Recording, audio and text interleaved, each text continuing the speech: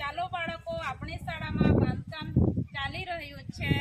તો આ ઈંટો છે, તો ઈંટો કઈ કઈ જગ્યાએ વપરાય છે એના વિશે તમારે 2 થી 3 લીટી લખી લાવવાની રહેશે. બરોબર ને? બાલ દોસ્તો, હા સાચી વાત છે ને.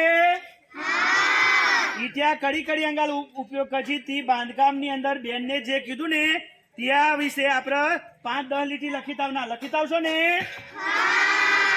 લખી લાવશો ને? ખૂબ સરસ, ધન્યવાદ.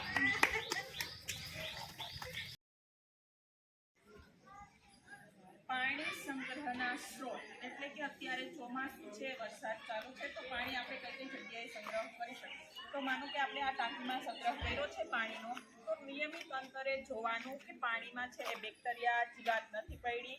પાણીની ટાંકી છે એ ઢાંકીને રાખવાની. ડોલ છે તો ડોલનું પાણી વપરાશ માટે લઈએ તો યોગ્ય છે કે નહીં, એના વિશેનો આ છે આપણો પ્રોજેક્ટ છે. એ પ્રોજેક્ટ કરશો ને બાળ મિત્રો?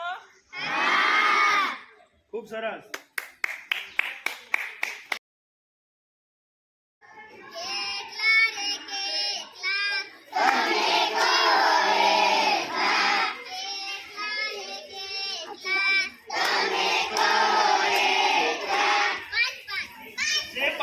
થઈ જશે ને, એ જીતી જશે. 2, 4, 5 આ જીતી ગયા ભાઈ. આ ના ચાલે.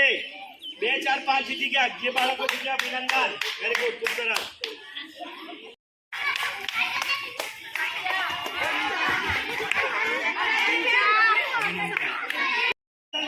શીતલબેન નહીં.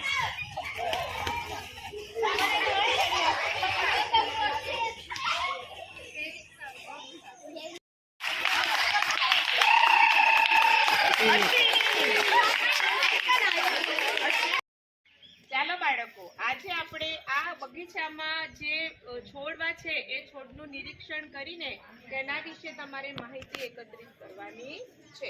ચાલો હવે આપણે બધા છોડ વારા પરથી જોઈને અને બગીચાની બહાર નિરીક્ષણ કરતા ચાલો.